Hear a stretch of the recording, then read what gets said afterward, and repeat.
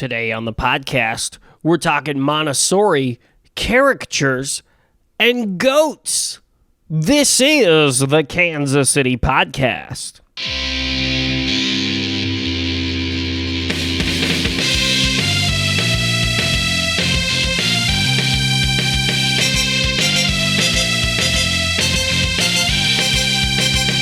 Welcome to the Kansas City Podcast. I'm your host, Cole Lindberg. Many of you know me from my graphing calculator skills.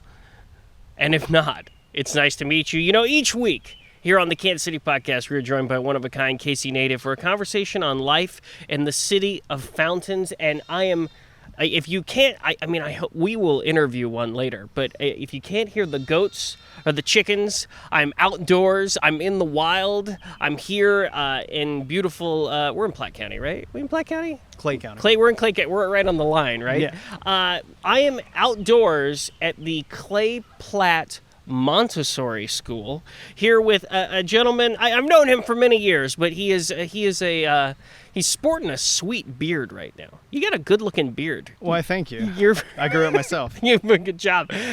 He is a farm school teacher here at Clay-Platte Montessori School.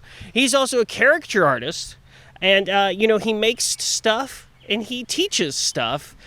Ladies and gentlemen, Garrett Holt. Welcome, Garrett, to the Kansas City Podcast. Thank you very much, Cole. It's great to be here. It is very nice to be here. Now, Garrett, you gave me a little bit of a tour earlier. We were walking around, and, I don't know too much about Montessori schools. I know enough to be like, oh, it's a school, but, the word Montessori doesn't mean so much to me. But I think it's always cool when you have a school that has goats, and you've got 4 of them. Right? Correct, right now. Yes. Right now. And what were the names of the goats again? Sebastian is our buck. Okay. Bailey is the mother of Max and Maddie. And they are just roaming free today, or in the pen. They're just in the pen. They're just hanging out. So later, do you think it's possible that later here I may be able to get an interview with a goat? Yes. And they are much more interesting conversationalists than me. So. We'll be good. Don't cut yourself short, sir. Hey, so tell me about there's some chickens too. There are chickens. A turkey. So if you hear some gobbles and some clucks, that is the chickens and turkeys. Okay, so let's talk about Montessori school. Let's talk about Montessori, because to me, like I said, school. Everybody knows what school is, obviously, but Montessori is a certain type of education. So why can't you tell me a little bit more about Montessori in your viewpoint, what it means to you? Sure. Well, the name Montessori actually comes from the last name of the founder of the methodology. Mr. Montessori. Actually, Maria Montessori. Oh, Mrs. Montessori. Yes. Okay. In the early 1900s. She worked with a number of students and became really kind of scientifically driven to pursue this idea of watching students learn and instead of opening their head and pouring in product, following the student as they chartered their own points of interest.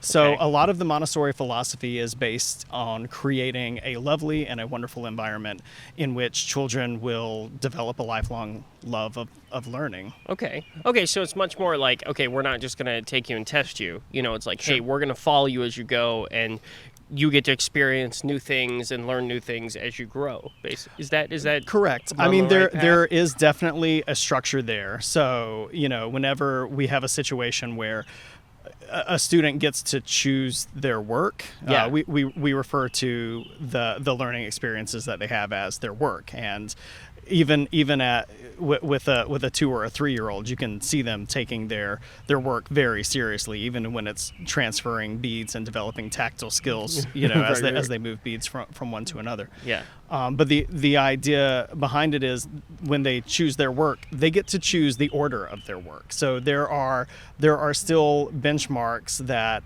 every student is hitting and ultimately a goal in their education as they move forward. Got it. So tell me a little bit about this Montessori school, because I know there's a ton of Montessori schools all over the place, but I was even blown away because when I first showed up here, I've been around this area many times my whole life. And of course, the first thing I said to you when I pulled up was like, I had no idea this place existed. And it's like, there's a cool little bridge. There's obviously the farm animals. There's a garden. There's play. There's this whole beautiful. It almost feels much more like a nature camp or like a nature center in some point. So tell me a little bit more about this place, Clay-Platte Montessori School. Clay-Platte Montessori, I think we're just a couple of years past where they celebrated 50 years of being here and following through their dedication to being here for the children. The current owner and director of the school is a woman named Jen Stoll, who is just ridiculously decorated in so many certifications, so many. She is just the grand alpha of educational expertise, and I'm always amazed by her. What the students in the primary classes or the elementary or the upper elementary or the middle school does is so diverse, and it's based on the planes of development of a child, because as you go through the different phases of your life as a student, you have different challenges, different desires, different things that fire off your mind. And I'm always amazed by our director's ability to jump in and ask us questions and give us advisement on such a wide variety of classrooms, so that's really cool. What fired you up as a kid? Do you remember, like when now that you teach here and stuff, is this you think back on your old education, is this the type of place you think you would have excelled in more, or that you're oh, why couldn't I have gone to a place like a Montessori school? We hear that sort of thing from the parents quite frequently. I wish I had gone to a school like this. I had a friend who I had been trying to describe where I worked at and what it was like several times, and I just finally got tired and said, "Can you just come in one day during class and I can give you a tour?" We give tours to prospective parents all the time, and I'm tired of trying to explain how weird and wonderful this place is. So he came in and we had a kind of a really deep conversation afterwards, and his assessment was, gosh, I really feel like I could have used this. I was telling you a little bit earlier when we were walking around, being here has really opened to my eyes that the fact that when I went to school and I was a pretty good student, kind of lazy, but a pretty good student when I was in elementary, high school, so on and so forth. And I was pretty good at, you hear a lot of kids from time to time say or a kid assessed that they are not a very good test taker. I was a good test taker. So I've realized over the course of getting to work with students and getting to learn these methodologies that in a lot of ways, someone like me who was very good at taking tests kind of had the deck stacked in their favor. Yeah. And I've really had my eyes open to how many amazing, valuable, deep thinking future members and leaders of our society might not fit every learning system possible, but have so much to contribute and so much to bring. Yeah. This job has definitely opened my eyes. My interest in learning was largely, when I was a kid, fear-based. I didn't want to get bad grades. Right. I didn't want my parents to be upset, and I didn't want that letter to reflect anything less than a good thing. And I usually did pretty well. But our evaluations, we do appraisals on the students' coursework and at the middle school level. And so much of that, our students will look at it and they say, "Isn't it very time consuming to evaluate us this way?" Yeah. And and yes, it is. We don't get to give them, a number and call it a day and then move on. Yeah. We are dedicated to continuing their development and building them and helping them to hit that next level. I think you're similar to me, because I remember being in school and you got to get A's, and of course the quarterly report card came out and things like that. I got to have all A's. I remember the first time I ever got an F on an assignment. I was in third grade, right? And it was a math thing, right? Or like a language arts thing. And I didn't like my third grade teacher. She was she was mean. But anyway, so I got an F on the homework assignment. It's the first F I've ever gotten, and I got so scared that I tore up the paper and I threw it away. Okay, 2 days go by. I'm sitting. It's dinner. My mom and dad, and my mom all of a sudden says, "Hey, so how's, blank and blank at school going and everything?" I'm like, "Oh, it's good, it's good. How was your recent homework assignment?" And I go, "Oh, it was great." And she goes, "Well, I heard you got an F." And I was like, oh, how does she know this? And still to this day, it blows my mind that my mom somehow found out about it. So either the teacher called, or therefore when I was younger, I was like, oh my God, my mom goes through the trash at the school. When I was in 8th grade, up until 8th grade, I had never seen anything lower than a B on my report card. And then in 8th grade, I took a keyboarding class, which for those younger listeners, that is not a small piano-based instrument. That is what they would call typing or using a word processor. So my typing was incredibly slow. I think I got up to 18 words per minute when the competency of I think the expectation in the class was to get somewhere between 30 and 35 words per minute. Yeah, and like you'd have to if you're good at it, you're at like 80 words per minute. Right. But I could not, like, one time. You got to get your test, WPM right. Yeah, one time on a test I got up to 20 words per minute, and that was a big deal. But for so many people, they are in the equivalent situation in other academics where their brain doesn't fly just the same as my fingers wouldn't fly the correct way. And my wife was very amused about 12 was it 12 years ago? 12 years ago, I sat down and I began writing my novel, which was a fantasy novel. It was 115,000 words. Yeah. And my wife can tell you that every single one of those words was typed Hunt and Peck style. Okay. So, I mean, how many of the people who were typing that requisite 35 to 40 words per minute then used their skills to write a novel? It took me longer than it might have, but I think it goes to show you that in a lot of areas, a certain score received academically is not a proper indication of whether or not someone will be able to be successful with that device. Absolutely. So let's talk about, because, I mentioned, when we went on a tour and stuff, like there's like little play areas and things like that. There are obviously goats and chickens and stuff out here. My school did not have goats and chickens. Correct. Yes. We did not have a garden. We did not have like the outdoor, when you went outdoors, you played kickball. Okay. So explain to me, or maybe you can elaborate a little bit more on like maybe the importance of this, or like the importance of the animals, or is that like part of the like how did somebody come up with the idea of like we need to involve animals? Goats here? Yes, there we go. Thank you. Okay. Why are goats here? Yes, and the goat agrees. It just made a noise. So the farm, which at this point includes turkeys, chickens, and goats, and they're not just goats for petting zoo purposes. They're actually Angora goats. Which are bred specifically because their fur can be sheared, which we have done. Yes. Can be cleaned and processed, which we have done. It is a furry goat. Can be spun into wool, which we have done in our class with a spinning wheel. Everything here has a purpose, and Maria Montessori's philosophy for what's called the Erdkinder, which is another language's way of saying the children of the earth. The adolescents are supposed to be getting involved in the means of production and commerce. Okay. So the farm provides a backbone in which they can produce things, whether it's cucumbers and tomatoes from the garden, whether it's the eggs that we sell as farm fresh eggs at a local farmers market in Kansas City, Kansas.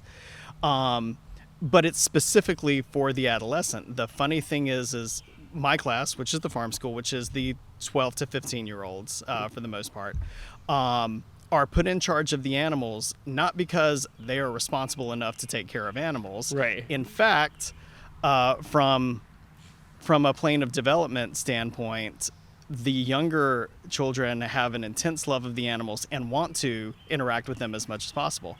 The reason that responsibility is assigned to the farm school is assigned to the 12 to 15-year-olds because that's a developmental plane where they are growing their ability to be responsible, to take care of things. In a way, the stakes are a lot higher when when a small portion of your daily coursework involves a living thing. Yeah. So, I mean, I recently learned that lesson a very hard way. About 4 weeks ago, they had decided that they wanted to get some additional breeds of chickens. So the students went out, they put together a budget, they decided what kind of chickens we wanted to have, Okay. so that they could be grown into laying hens.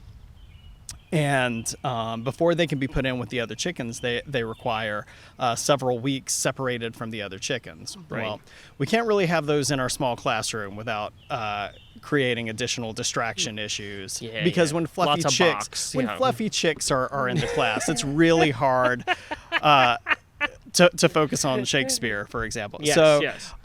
So we had I worked with several of the students, and we built a temporary coop that could be on the outside of our classroom. So we built this coop. We used materials that we had. We try to be as environmentally conscious as possible. We built this wonderful thing. It was fortified against the elements. It was easy to get in and out of, so that we could take good care of these wonderful chicks. We had everything ready. Things were really good.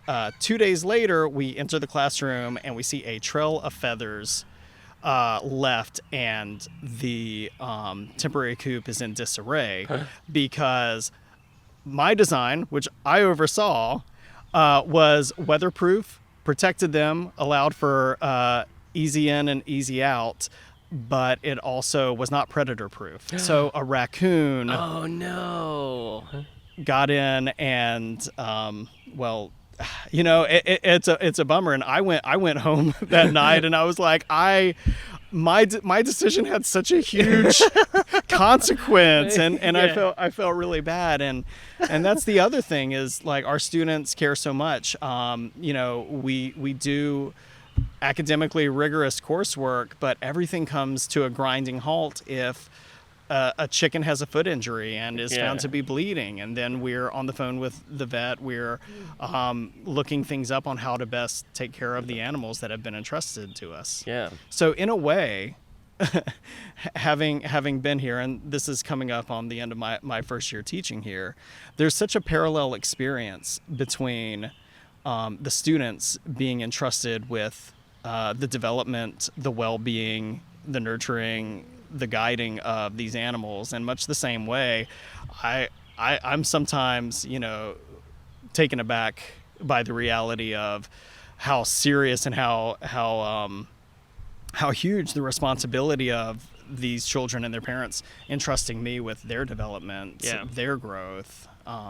Well, but it's also a very fulfilling thing. I mean, you know, seeing the change over time and the growth. You know, it's hugely fulfilling. I had a student while we were waiting at parental pickup one day, because they like to, at the end of the day, hit me with something really epic and a thinker. But one of my students turned and was like, "Hey, is your job hard? I mean, isn't it really intimidating? Because I mean, you're in charge of who we're gonna be." That's a very deep thought. And I think my mind just paused for a moment. I was like, "Who?" And then it clicked back when I remembered the reality, and I turned to the student and said their name, and I said, "That would be a huge responsibility. Fortunately, I'm in charge of helping to guide you to the person that you've decided that you're supposed to be." Yeah. That's a Yeah. You know, I'm helping them stay on a track of their making, not building every track that there is. Got it. You mentioned you're ending or nearing the end of your first year here. Yes. And I would say that because Garrett, I've known you long enough to know all the different things that you were involved in before you decided to become a teacher. I mentioned at the beginning you were a caricature artist, and for full disclosure, you and I worked for several years together at Worlds of Fun. And I'm going to ask this question. There's a lot of people that will not understand this question. Correct. Because when you leave the amusement park world, okay, it sometimes takes a long time to really either A, find yourself, B, get out of the daily grind of the amusement park world. Right. How has the transition been? Like, how are you feeling about going from being at the amusement park all day to now, like, doing this teaching? I mean, I feel like it's a beautiful transition to go from one to another. But how are you feeling about it? So. And you could elaborate on that more. But you and I know this world so much that it's kind of like it's one of those things that I always ask somebody, that anyone that I've worked with for a long time that knows the amusement park world, and especially someone that worked for many amusement parks all over the country. How's it feel? Like, did you see this in your future? So in my previous life, here we go. For nearly 20 years, yes. I worked for the nation's largest concession company specializing in photo and art products. I started as a caricature artist at a park called Carowinds on the North Carolina-South Carolina border. Yes. That's where I also met my wife, who was also a caricaturist in training at the time. She and I went to the same set of interviews and ended up being hired. And as I continued with that contractor company, I got to go around the world. Not the world, the U.S. The US. I went from coast to coast. So You were at Disney? Yeah, I moved my way up into management, and so I would oversee hiring and training and interviewing and payroll and all of these day-to-day concerns for all of the artists and photographers who would work at a particular amusement park for my company. So I started at Carowinds. I also worked at SeaWorld of Texas in San Antonio. I worked at Disneyland for 3 wonderful years. And then I guess geographically I decided to split the difference, and my company relocated me here to Kansas City, where I oversaw the Worlds of Fun account, and also took a more active role in developing the training materials and methodology for a number of operations with the company, primarily face paint, incidentally, because of how much experience I had with that at our Disney account. But fantastic face painter you are, sir. Thanks. A fantastic face painter. Yeah, it's something that I really enjoy. And what's really interesting about that 20 years that I spent, as anyone who's ever gone to an amusement park knows, that outside of a handful of year-round parks, the majority of the makeup of a staff of any amusement park is 15 to 18-year-olds. Yep.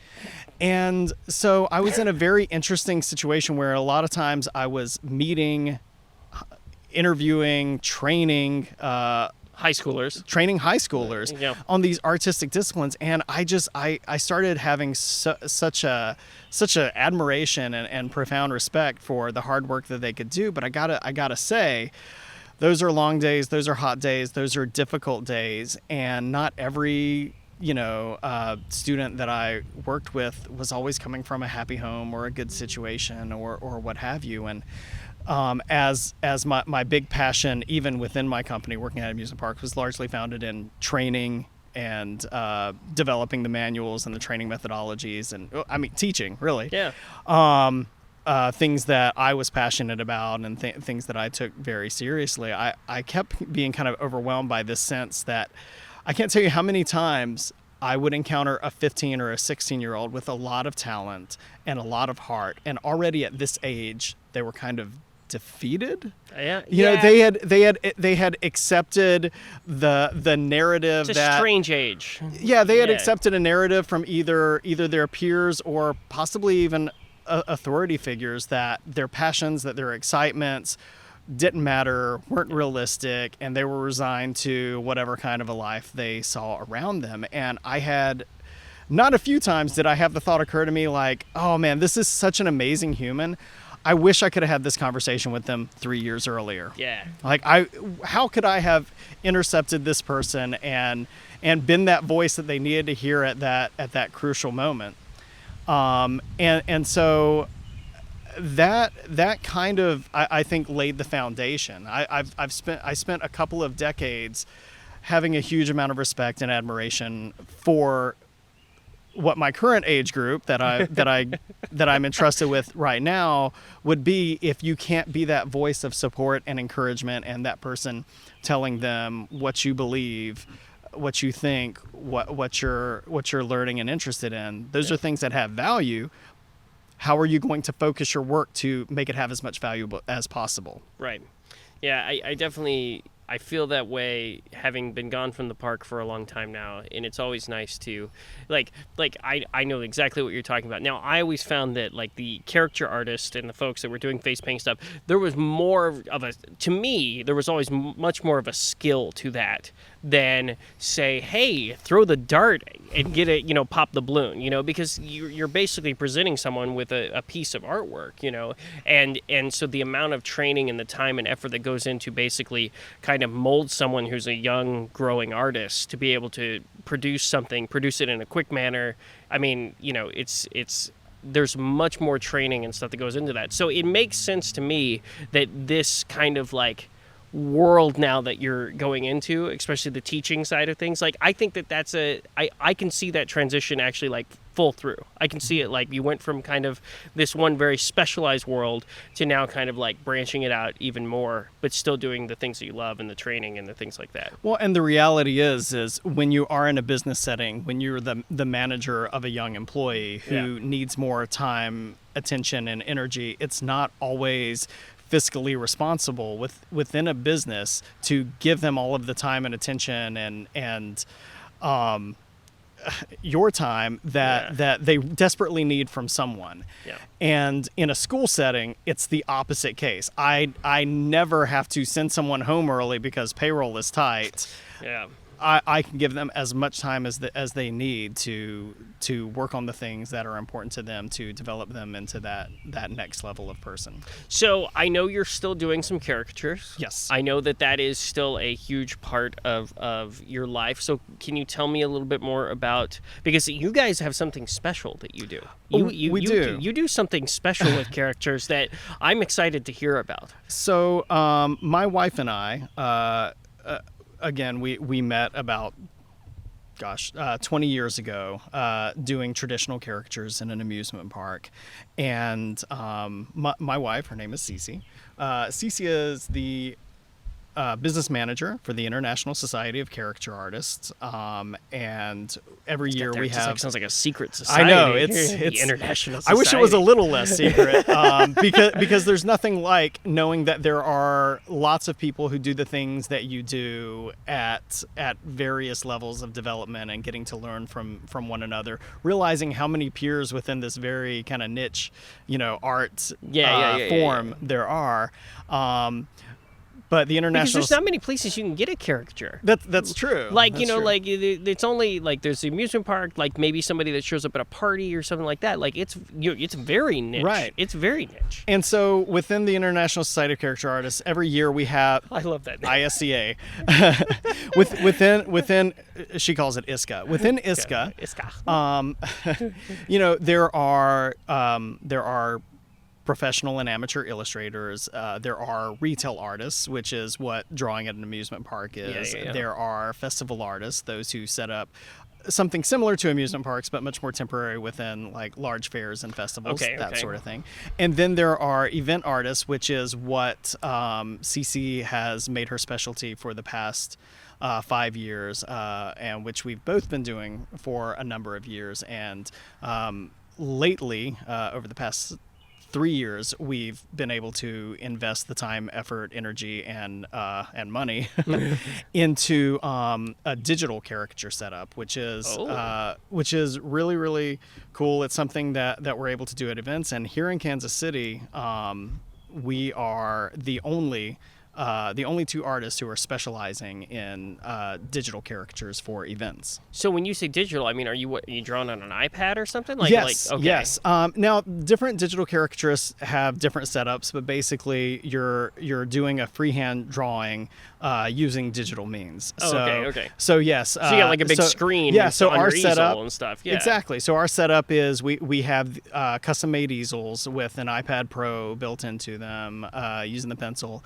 That signal is connected to a nearby screen, so any of the guests at an event can see the drawing. Oh, nice, smart, good. As it's in progress, and then we print them a 4x6 photo on the spot of the image we just drew for them. So the guest gets a keepsake, and then after the event, we upload the digital files so that whoever coordinated the event, whoever put on the event. Now, not only does every guest get a copy of their caricature, but the person running the party also has a copy of their caricature. So what's the biggest difference between, because I mean, spending all those years at the park doing it on paper and everything, and I remember there was always like you could get one black and white or you could get it in color and everything. What's the biggest difference between, to go digital? Is it just like, is it more ease of use, or is it like, do you have more options available to you? Like you do have more options available to you. So one of the things that's really cool, especially for corporate events, you can have the corporate logo on there. Oh, okay. Yeah. In the case of if it was at a movie premiere and you wanted a particular body, it could go on a pre-drawn body template and then just add the head on. If you draw a couple and then both of them want one, you press the print button again. Yeah. Because on paper you only got one. Right. So there's a lot of interesting things, and the other thing is it's cool, like everybody, whenever we're at an event, whoever walks behind, like, I remember when caricature artists did this with marker and paper, and you want to refrain from saying like, yes, that's what I did yesterday, but that's what I would say. Yeah, but it's really it's really cool to have something with such a rich history, with such a large number of talented people who do that sort of thing, but to be part of that cutting edge that's kind of pushing the art form to that next level and creating something with it. When did you realize you were good at like doing caricatures? Like, because I'm a horrible drawer. Like, I'm horrible at drawing. Like, were you drawing from a young age and then like you just kind of started, or? Yeah, I always drew. And my running joke used to be that my anytime I would try to draw a portrait, it would come out looking cartoony, and therefore, and I didn't know that was a vocation at the time. Got it.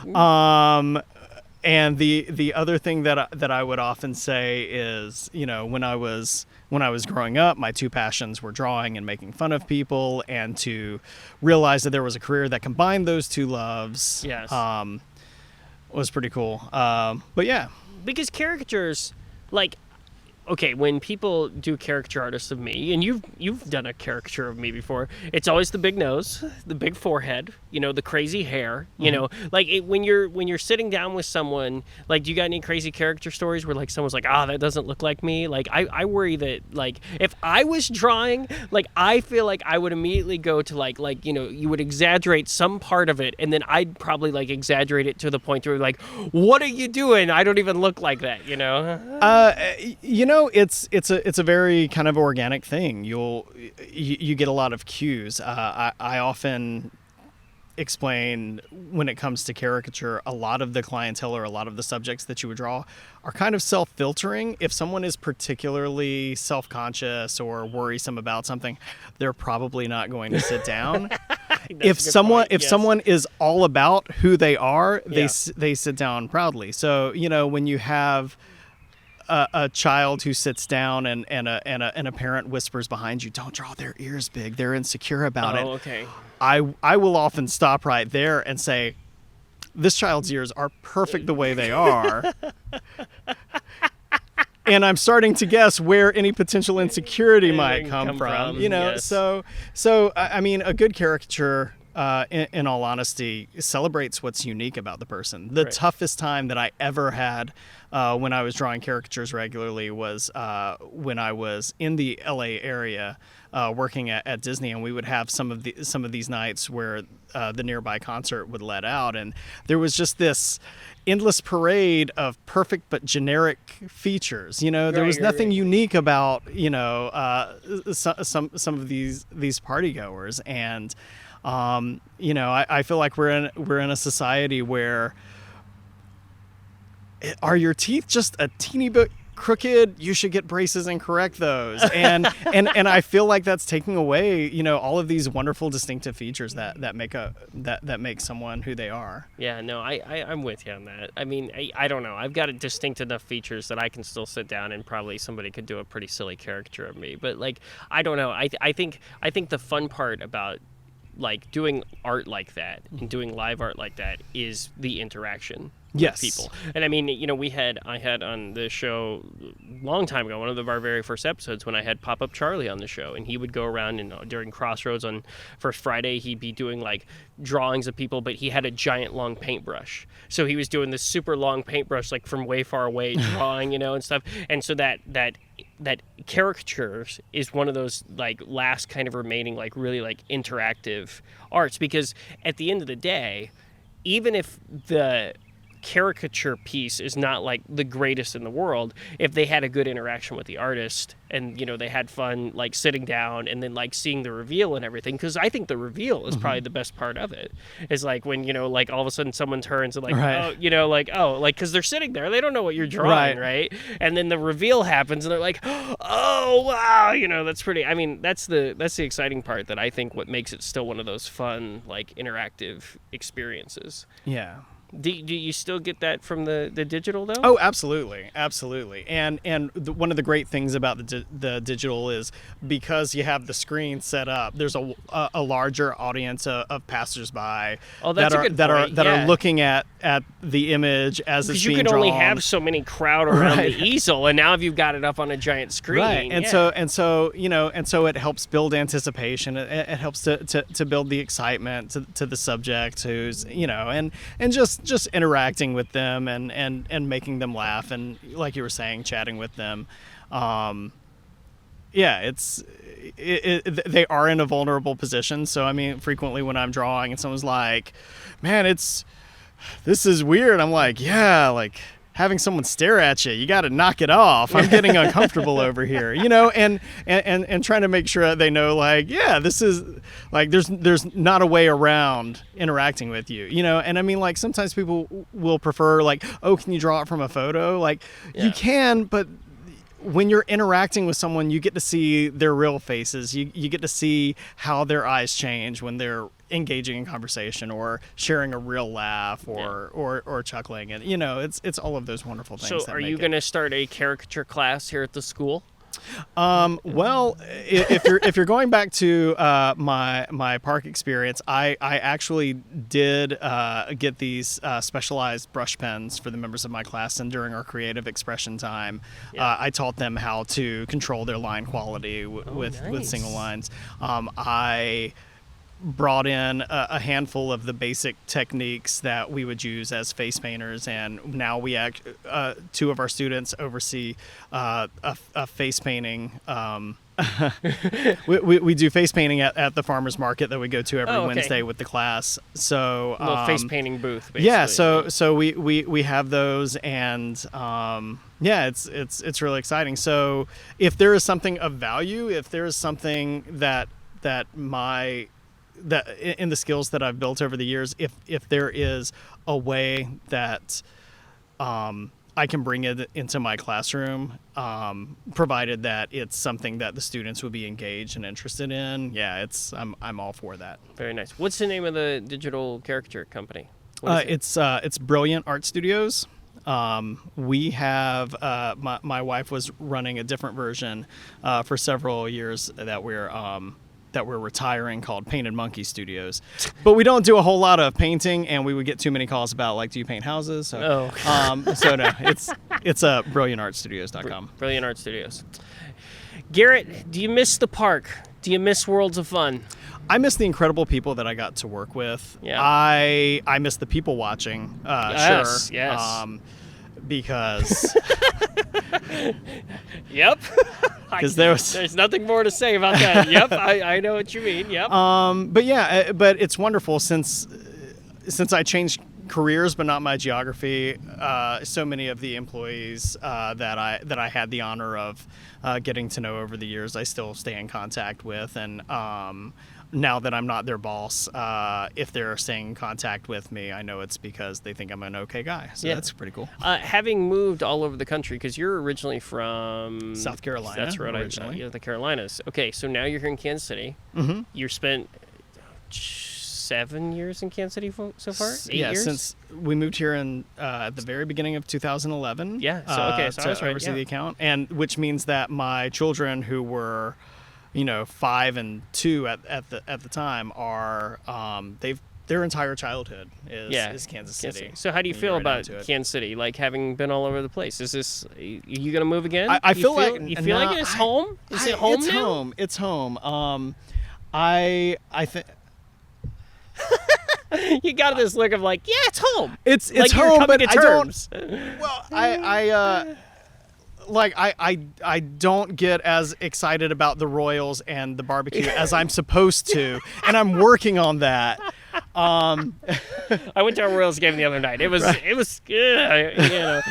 couple years ago I would have been like, yeah, but right now it was a rough one. But it's really, really wonderful because I feel like with Kansas City being in the middle, that geographically there's so many things that I like. There are Kansas City kind of has almost all of the fast food places that I liked that were in South Carolina but not in California, that were in California but not in Texas. So, okay. That's going on. That's really nice.